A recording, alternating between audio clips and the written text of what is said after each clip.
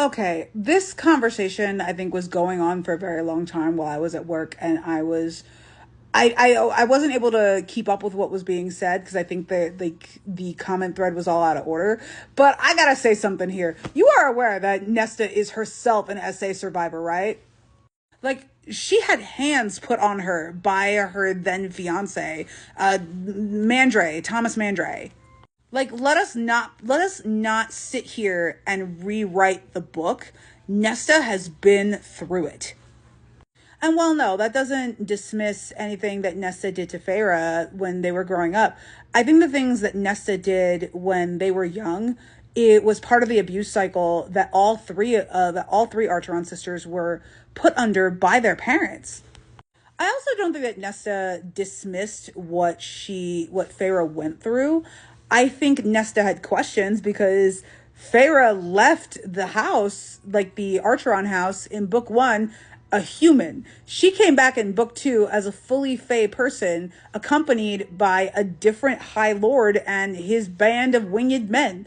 Of course Nesta had questions. It had nothing to do with what Feyre had been through.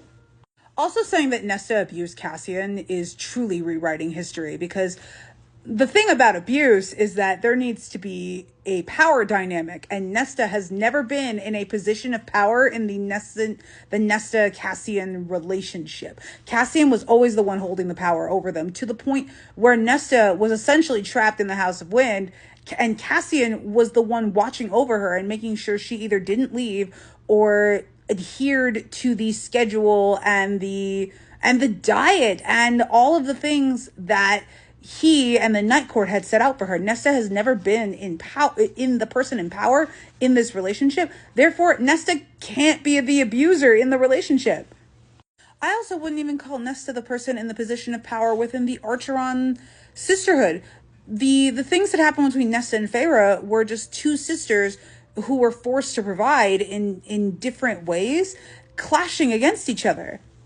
Feyre was the one who was driven to provide basic needs like food and clothing and money and all of that.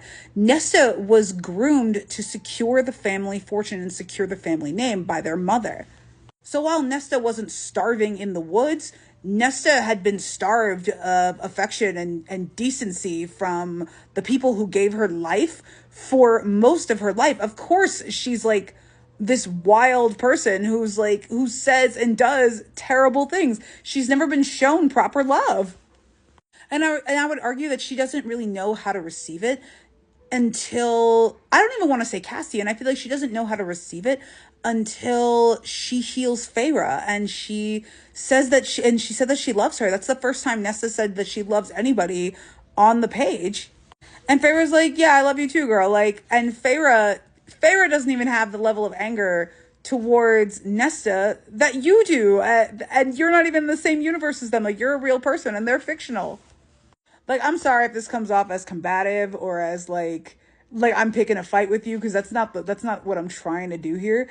But I just feel like this is a really, really, it's not a great take based on the canon that we have and the evidence that we have. Nesta is not a perfect victim, but she is a victim of her circumstances, of the men that have harmed her, of the mother that harmed her. I just feel like this isn't a really understanding take, and I feel like this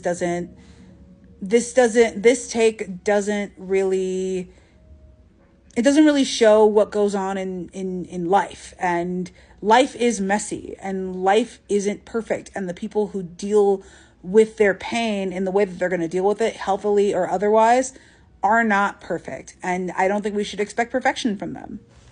I don't know. I think the point of this kind of got away from me, but no, I don't think Nesta is an abuser like that. And because I think when you're an abuser, you're coming from a position of power, which Nesta has never had.